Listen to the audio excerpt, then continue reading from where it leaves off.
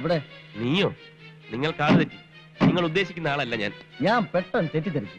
ഇതുപോലൊരുത്ത മാട്ടപ്പെട്ടി മാർക്കറ്റിലുണ്ട്. കുറച്ചാളായിട്ട് അവനെ കാണാനുമില്ല. അത് ഞാനല്ല. പിന്നെന്താ ഒരു ചമ്മൽ മുഖത്ത്? അതെന്റെ ഒരു ശീലമാ. പരിചയമില്ലാത്തവരെ പെട്ടെന്ന് കണ്ട ഒരു ചമ്മല് വരും. അതൊരു നല്ല ശീലമല്ല.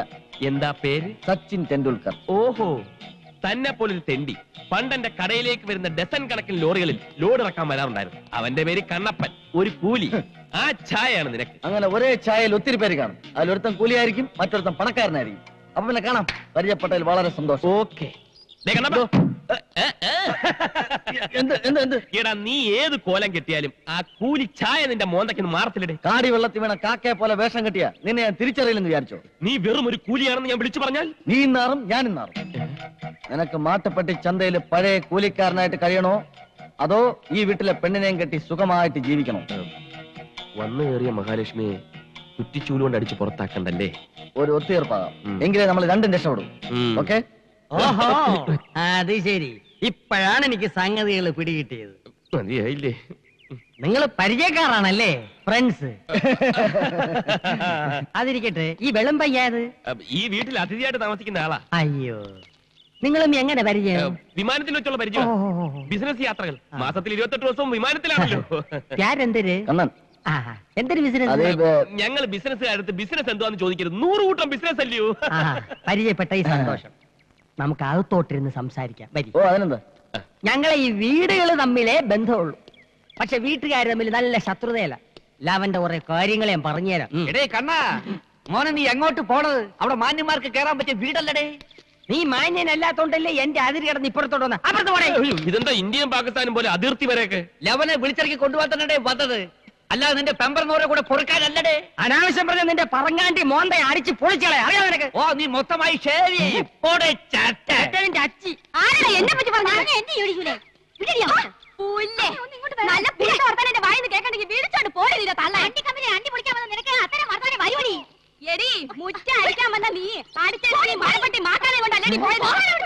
വിളിച്ചോണ്ട് പോടേ നിന്റെ പമ്പക്കാരെ. നീ ആണാണെങ്കിൽ നിന്റെ പെമ്പറിനോരെ ആദ്യം കൊണ്ടുപോകേ. ഞാനായതുകൊണ്ടാണ് ഇതുപോലൊരു പൈങ്കിളി കൊച്ചടിക്കൊണ്ടായത്. അയൽവക്കത്ത് നല്ല ആണുങ്ങളുണ്ടെങ്കിൽ പൈങ്കിലും ഉണ്ടാവും. അങ്ങനെ ഉണ്ടായതാണ് നിന്റെ മോള്.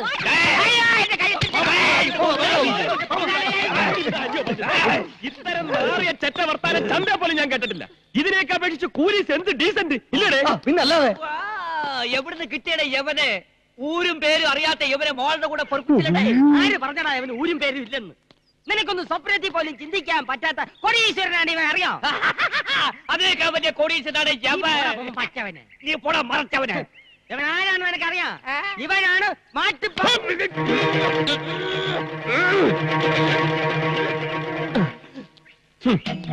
ഈ വീട്ടിൽ ഞാനൊരു ഗസ്റ്റായി താമസിച്ച കുറ്റത്തിനാണോ ഈ വഴക്ക്? എന്റെ ആത്മാർത്ഥ സുഹൃത്തുമായി ഈ വീട്ടിന്റെ മുറ്റത്ത് നിന്നും സംസാരിച്ചതിനാണോ ഈ വഴക്ക്? ഈ പാവം പെൺകുട്ടിയെയും എന്നെയും ചേർത്ത് എന്തെല്ലാം അപഖ്യാതികളാണ് നിങ്ങൾ പറഞ്ഞത്? ഞാൻ മൂലം ചീത്ത പേര് കേൾക്കേണ്ടി വന്നതിൽ കുട്ടിക്ക് വിഷമമുണ്ടോ? പ്രായശ്ചിത്തം ചെയ്യാൻ ഞാൻ തയ്യാറാണ്. ഈ നിൽക്കുന്ന കുബേരയുടെ മകൾ ലക്ഷ്മി കുബേരെ ഏറ്റവും അടുത്ത മുഹൂർത്തത്തിൽ ഞാൻ കല്യാണം കഴിച്ച് ഈ ചീത്ത പേര് മാറ്റും എന്ന് ഇതിനാൽ പ്രഖ്യാപിച്ചുകൊള്ളുന്നു.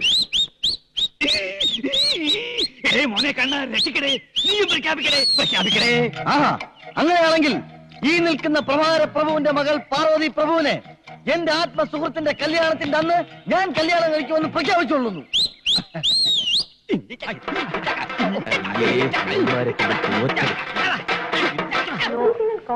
No one's called. No one sent a note. Okay, I don't understand why they're scared. പെട്ടെന്നുള്ള വാശിയിൽ കല്യാണം നിശ്ചയിച്ചെങ്കിലും നിന്റെ അച്ഛൻ്റെ കൂടെ വിവരം പറയേണ്ട മര്യാദകൾ നമുക്കില്ലേടെ? ഏയ്, അതിന്റെ ഒന്നും ആവശ്യമില്ല. അറിഞ്ഞാലും അച്ഛൻ സമ്മതിക്കില്ല. എങ്കിലും ഒന്ന് സൂചിപ്പിച്ചരേ. അത് വേണോ? ഹലോ ഹലോ, അച്ഛൻ ഞാൻ കണ്ണനാ. അച്ഛനോ? അച്ഛനാ വള്ളി വാണിച്ചു. അച്ഛൻ നിശ്ചയിച്ചിരിക്കുന്ന പെണ്ണ് വലിയ കോടീശ്വരി ആയിരിക്കും. പക്ഷെ എനിക്ക് ആ കല്യാണം വേണ്ട. എനിക്ക് മറ്റൊരു പെൺകുട്ടി ഇഷ്ടമാണ്. അച്ഛനെ നടത്തി തരണം. നടക്കില്ലെന്നോ? എന്ന് പറഞ്ഞാൽ എങ്ങനെയാ? ഞാൻ സ്നേഹിച്ചു പോയി. കേട്ടിട്ടില്ലേ കുബേരയെ കുറിച്ച്? അദ്ദേഹത്തിന്റെ മകളാ. കേട്ടിട്ടില്ലെന്നോ? കേട്ടിട്ട് പോലും ഇല്ലെന്ന്. ഞാൻ വാക്ക് കൊടുത്തു പോയി. ഇനി പിന്മാറില്ല. എന്ത്? അച്ഛൻ ജീവിച്ചിരിക്കുമ്പോ നടക്കില്ലെന്നോ? അച്ഛന്റെ മോനാണ് ഞാനെങ്കിൽ എനിക്ക് ഇഷ്ടപ്പെട്ട പെണ്ണിനെ ഞാൻ കേട്ടു. ഇത് സത്യം, സത്യം, അസത്യം. ആഹാ, എനിക്കുണ്ട് വാശി. ഞാൻ എനിക്ക് ഇഷ്ടപ്പെട്ട പെണ്ണിനെ കെട്ടു. അച്ഛന്റെ കാഴ്ചപ്പാടി നിങ്ങളൊക്കെ വെറും സാധാരണക്കാരാ. ചുരുങ്ങിയത് 50 കോടിയുടെ സ്വത്തെങ്കിലുള്ള പെണ്ണിനെ കൊണ്ട് എന്നെ കെട്ടിക്കൊള്ളുന്ന. അതില് കാര്യമില്ല, കെട്ടി കഴിഞ്ഞാ പിന്നെ അച്ഛൻ എന്ത് ചെയ്യാൻ? അതെ അതെ, പെണ്ണ് ഗർഭിണിയോട് ആയി കഴിഞ്ഞാൽ പിന്നെ എന്തറിഞ്ഞാലും ഏതച്ഛനും സമ്മതിക്കും. അച്ഛനാണെ സമ്മതിക്കില്ലേ? പിന്നെ സമ്മതിച്ചില്ലേ പിന്നെ അവൻ അച്ഛനല്ല, മൃഗമാണ് മൃഗം. എനിക്ക് സന്തോഷമായി. അച്ഛൻ മൃഗം എന്ന് പറഞ്ഞതിന് എന്തിനിത്ര സന്തോഷിക്കണത്? ലക്ഷ്മി, തൽക്കാലം ഈ കല്യാണം രഹസ്യമായിട്ടങ്ങ് നടത്തിയാലോ? അതെ അതെ, ഇത് ഞാൻ അങ്ങോട്ട് പറയാനിരിക്കായിരുന്നു. ഓ തന്നെ, നമുക്ക് രജിസ്റ്റർ കല്യാണം മതിയടേ.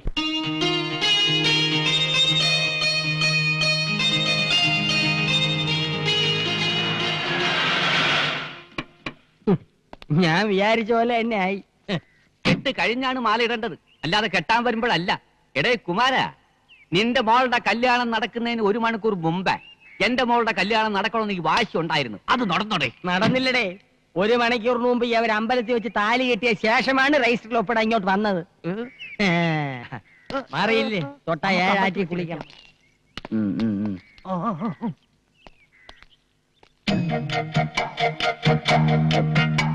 ഞാനേ 1 മിനിറ്റ് ഇപ്പൊ വരാം.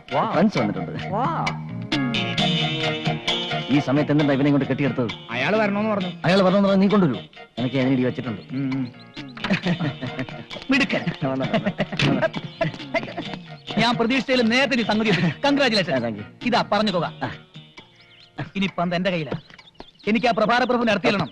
എന്നിട്ട് ഉറക്കെ വിളിച്ചു പറയണം, മാട്ടുപ്പള്ളി ചന്തയിലെ വെറും കൂലിയാ നിന്നെ കുറിച്ചും നിന്റെ കുടുംബമേ കുറിച്ചും. ഇപ്പൊ തന്നെ വേണം. അതാണ് എന്റെ പ്രതികാരം. ഇപ്പൊ തന്നെ. അയ്യോ, മണ്ടത്തരം കാണിക്കരുത്. ഇപ്പൊ പ്രതികാരം ചെയ്ത ഏക്കത്തില്ല. ആ പെണ്ണിന് ഒരു കേടുപാട് സംഭവിച്ചിട്ടില്ല. ഈ കാര്യം ഇപ്പൊ തന്നെ അറിയിച്ച എന്നെ അടിച്ചോടിച്ച് പെണ്ണിനെ മറ്റൊരുത്തിനെ കെട്ടിച്ചു കൊടുക്കും. പിന്നെ എന്തോന്ന് പ്രതികാരം? അപ്പൊ പിന്നെ ഞാൻ എന്ത് ചെയ്യും? കാത്തിരിക്കണം. കാത്തിരിക്കേ? ആ പെണ്ണിന് നീ തെളിച്ചു പറ. പെണ്ണ് കുറച്ച് പുളിയും മാങ്ങും തിന്നുന്നത് വരെ. എങ്ങനെ? ഒന്ന് പറഞ്ഞ് മനസ്സിലാക്കി. ഞാൻ പറയാം. ഇവൻ പറഞ്ഞതിന് കാര്യണ്ട്. പെണ്ണ് ഗർഭിണി ആയ പിന്നെ ജീവിതകാലം മുഴുവൻ ഈ കൂലിയുടെ കൂടെ പുറത്തോളും. നിങ്ങൾക്ക് പ്രതികാരമായി പെണ്ണിന്റെ ശാപേക്കത്തുമില്ല. ഓക്കെ ഓക്കെ, സമ്മതിച്ചിരിക്കുന്നു. All the best. ഇടപാടുകളൊക്കെ തീർന്നല്ലേ? ഇനി ചെറുക്കനെയും പെണ്ണിനെയും കൊണ്ട് വേഗം പുറപ്പെടാൻ നോക്കുണ്ടി കിട്ടാ. എങ്ങോട്ട്? ചെറുക്കന്റെ വീട്ടിലോട്ട്. അതല്ലേ നാട്ടു നടപ്പ്.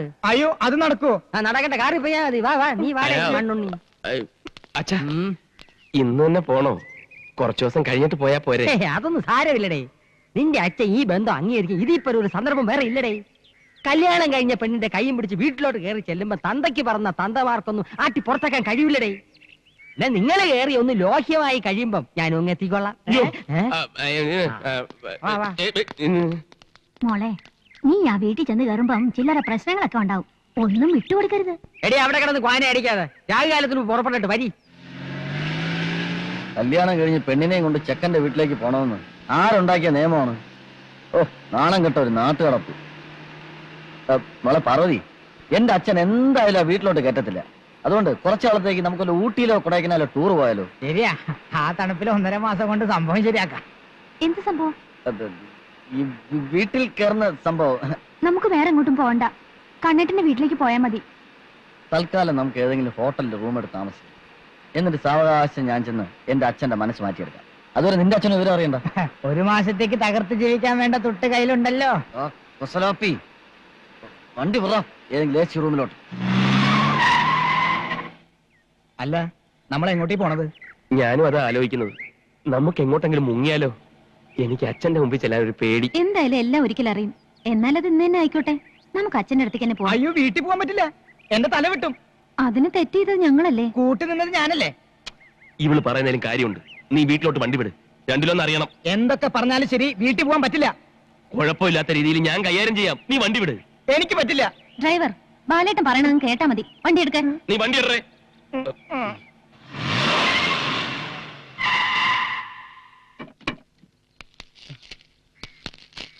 എന്താ പരിപാടി? നീഞ്ഞൊന്ന് ഇത് പിടി. ഓ, ഞാൻ നിന്റെ അച്ഛന്റെ അടുത്തേക്ക് പോകുന്നു. വെറുതെ ഒച്ചപ്പാടുണ്ടാക്കുന്നു. എന്നെ അവര് പിടിച്ചു പുറത്താക്കുന്നു. കല്യാണം കഴിച്ചുകൊണ്ടാണ് അവര് പുറത്താക്കുന്നതെന്ന് കാറിലിരിക്കുന്ന ലക്ഷ്മി മനസ്സിലാക്കുന്നു. മൊത്തത്തിലൊരു കളി, അത്രേ ഉള്ളൂ. ഇതൊക്കെ ശരിയാവോ? എനിക്ക് പേടിയാവോ? ഇതുമാതിരിയുള്ള ചുറ്റിക്കളിക്ക് നീ കുറച്ചുകൂടി തന്റെ ഇടം കാണിക്കണം. നീ കാറിലിരി, ഞാനൊന്ന് സംസാരിച്ചു നോക്കട്ടെ. പെണ്ണ് പൂമാല. ദൈവമേ, കൊച്ചുമൈലാലിയുടെ കല്യാണം കഴിഞ്ഞു. കൊച്ചുമൈലാലിയുടെ കല്യാണം കഴിഞ്ഞു.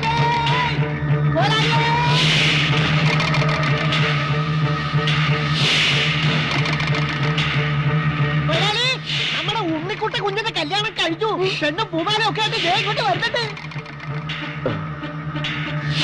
ഒരു കാര്യം പറയണ്ട. ഒന്നും പറയണ്ട. എന്നെ അറിയിക്കാതെ കല്യാണം കഴിച്ച് പെണ്ണിനെ കൊണ്ട് ഇങ്ങോട്ട് വരാൻ അവനങ്ങനെ ധൈര്യം വന്നു. ഓ അത് ശരി, ഉണ്ണിയുടെ കല്യാണം കഴിഞ്ഞെന്ന് തെറ്റിദ്ധരിച്ചിരിക്കുകയാണ്. എന്താ ഒന്നും മിണ്ടാത്തെ? ഒരു പെണ്ണിനെയും കെട്ടി വീട്ടിൽ വരുമ്പോ ഇങ്ങനെ ഞഞ്ഞാ കുഞ്ഞ വർത്താനം പറഞ്ഞാൽ എങ്ങനെ? ഒരു തീരുമാനം ഉണ്ടാക്കാൻ ഞാൻ പോവില്ല. ഇല്ലേ? ഇല്ല. അയ്യോ, അയ്യോ, തീരുമാനമെടുക്കാൻ നീ ആരാടാ? ഒടാ വെളിയിൽ. എന്റെ മോനോടൊപ്പം ഈ പടി കയറാമെന്ന് നീ ഒരിക്കലും വിചാരിക്കുന്നടി. അഭിമാനമുള്ളവനാ മാട്ടുപ്പെട്ടി മഹാദേവന്റെ മകൻ. നോക്കിക്കോ, ഈ നാട്ടിൽ കൂലിയായിട്ട് നടന്ന് നിങ്ങളെ നാട്ടിക്കും. വല്ല ചേരിയിലും പോയി താമസിക്കും. എങ്ങനെ ജീവിച്ചാലും എനിക്കൊരു പ്രശ്നമല്ല. എന്റെ മോൻ ഇതോടെ മരിച്ചു കഴിഞ്ഞു. ഇറങ്ങി പോടാ വെളിയിൽ. ഞങ്ങൾ പോകും, പിന്നെ തിരിച്ചു വിളിക്കരുത്. പോകാൻ വണ്ടിയിലോട്ട് കയറിയട്ടെ. അച്ഛൻ ഇത്രയ്ക്ക് ചൂടാവാൻ എന്താ കാര്യം? നീ ഒന്നും കേട്ടില്ലേ? എനിക്കൊന്നും മനസ്സിലായില്ല. ഒന്നും മനസ്സിലായില്ലേ? അത് നന്നായി. നീ വണ്ടി ചേരിയിലോട്ട് വിട്, ഞാൻ കാണിച്ചുതരാം. വാശിയെങ്കി വാശി. രക്തമായി പോയില്ലേ?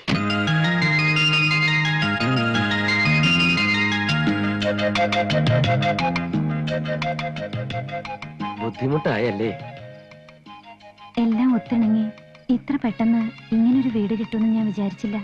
ഞാനത് നേരത്തെ വിചാരിച്ചു. എന്നാലും എത്ര നാളെന്ന് വെച്ചാ ഈ വാശിയിൽ ഇങ്ങനെ കഴിയുക? വാശി എന്ന് വെച്ചാ വാശി തന്നെ. ചെറുപ്പം പോലെ ഞാൻ അങ്ങനെ സത്യമായിട്ടും നാളെ മുതൽ കൂലിപ്പണിക്ക് പോവോ? പോവും. അതിന് നീ എന്നെ തടയരുത്. ഇതെന്റെ പേഴ്സണൽ വൈരാഗ്യമാണ്. അങ്ങനെ മറ്റേടത്ത മാട്ടുപ്പെട്ടി മഹാദേവനാണെങ്കിൽ ഞാനാണ് മകനല്ലേ? എനിക്കുമില്ല അഭിമാനം.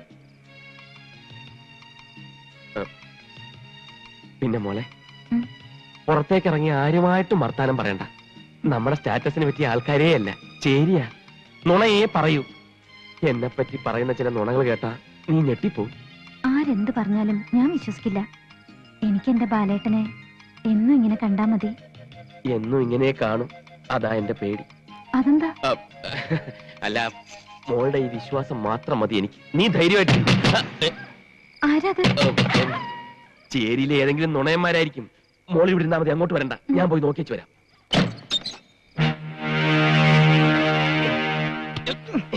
നീ എന്താ ഈ പാതിരാത്രിക്ക്? ഞാൻ പിന്നെ എങ്ങോട്ട് പോവും? നീയൊക്കെ കൂടി ഒലത്തി ഒലത്തി എന്റെ വീട്ടിൽ ചെന്ന് ഓതിയത് എന്റെ കല്യാണം കഴിഞ്ഞാണല്ലോ. എന്നൊന്ന് കാണാൻ കൂട്ടാക്കാതെ, ഞാൻ പറഞ്ഞത് കേൾക്കാൻ നിൽക്കാതെ എന്റെ വീട്ടിൽ തന്നെ പുറത്താക്കി. ഓ, എപ്പോ? തമാശിക്കല്ലേ? പതുക്കെ, ലക്ഷ്മി കേൾക്കും. ലക്ഷ്മി കേക്കട്ടാ. ഞാൻ ഈ കഥ ഒന്ന് ചാരി. വീടും കൂടില്ലാത്ത എനിക്കിനി ഒന്നും നോക്കാനില്ല. പതുക്കെ, ഞാനിപ്പോ പതുക്കെ. വിളിച്ചു പറയും നീ മഹാദേവന്റെ മകനല്ലാന്ന്. ദാ, ചേരി, ചെന്താമര, അതും പറയും നീ എന്നെ വരട്ടാൻ നോക്കണ്ട. ലക്ഷ്മി, ഉപദ്രവിക്കാതെ. ഇന്നെന്റെ ആദ്യ രാത്രിയാണ്. എന്റെ കാളരാത്രിയാണ്. ഉണ്ണികൃഷ്ണ, നീ ഒന്ന് സമാധാനിക്ക്. നമുക്കെല്ലാം ശരിയാക്കാം. എങ്ങനെ ശരിയാക്കാം? ഞാൻ പ്രാർത്ഥിക്കണം. ഏ, ലക്ഷ്മി, ഇത് എവിടെ കയറി പോന്നു? ആരോ വരുന്നുണ്ടല്ലോ.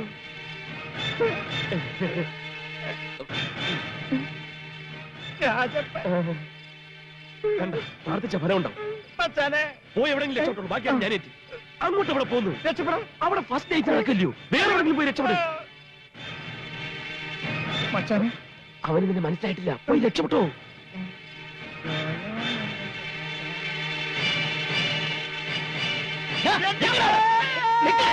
രാജപ്പനെ ഓടിക്കരുത്, ഞാൻ സ്പീഡ് കൂട്ടും. അയ്യോ അമ്മേ. നമ്മുടെ ഡ്രൈവറാ. ഇത് അവന്റെ വീടാ. പൊതുകടിയുണ്ടോ, സുഖമാണോ എന്നൊക്കെ അന്വേഷിക്കാൻ വേണ്ടി വന്നാ. പാവം. അയാളെന്തിനാ ഓടുന്നത്? എന്തോ അത്യാവശ്യം ഉണ്ടെന്ന് പറഞ്ഞു. കൂടുതലുള്ള ഓടുന്നുണ്ടല്ലോ. അയാൾക്ക് എന്തെങ്കിലും ഒരു അത്യാവശ്യം കാണും. ചേരി പ്രദേശമല്ലേ. നീ വാ. നീ എന്റെ പഴം ചവിട്ടി പിതുക്കരുത്. എടി ചാന്തേ, ഇങ്ങോട്ട് വാടി. നമ്മുടെ മോളും മരുമോനും ഊട്ടിക്ക് പോയിരിക്കുന്നു. ഹണിമൂണിൽ. അതിന് നിങ്ങൾ എന്തിനാ എങ്ങനെ കിടന്ന് തൊള്ള തുറക്കുന്നേ? മോൻ ഫോൺ ചെയ്തപ്പോ കേട്ടതല്ലേ? നീ അപ്പൊ ശരിക്കും കേട്ടിട്ടുണ്ടാവില്ല. ഇപ്പൊ കല്യാണം കഴിക്കണ ഏത് തെണ്ടി ഹണിമൂണിന് പോണത് ഊട്ടിയിലോട്ടാണ്. പക്ഷെ ഞാൻ എന്റെ മോളെ ആഫ്രിക്കയിലോട്ടാണ് ഹണിമൂണിന് അയക്കാൻ പോണത്. എന്റെ ചെവിക്ക് ഒരു കുഴപ്പമില്ല, പതുക്കെ പറഞ്ഞാ മതി. ഞാൻ നിന്റെ കൂടെ അല്ലടേ പറഞ്ഞു. കേട്ടല്ലോ, ഇപ്പൊ മതിയായല്ലോ. എന്തിന്? ഊട്ടി. എന്തിനേ ഭരണി പൊക്കിക്കൊണ്ടുവരണത്? അവക്ക് മാങ്ങ അച്ചാർ വലിയ ഇഷ്ടമാണ്. അവിടെ ഒരു മാങ്ങ അച്ചാർ. അവളുടെ അടുക്കളയിൽ 24 കൂട്ടം അച്ചാറ് കാണും. എന്നാലും ഒരെന്നാലും ഇല്ല. അവൾക്ക് അവിടെ പരമ സുഖമാണ്. ഒരു കുറവും വരില്ലടി.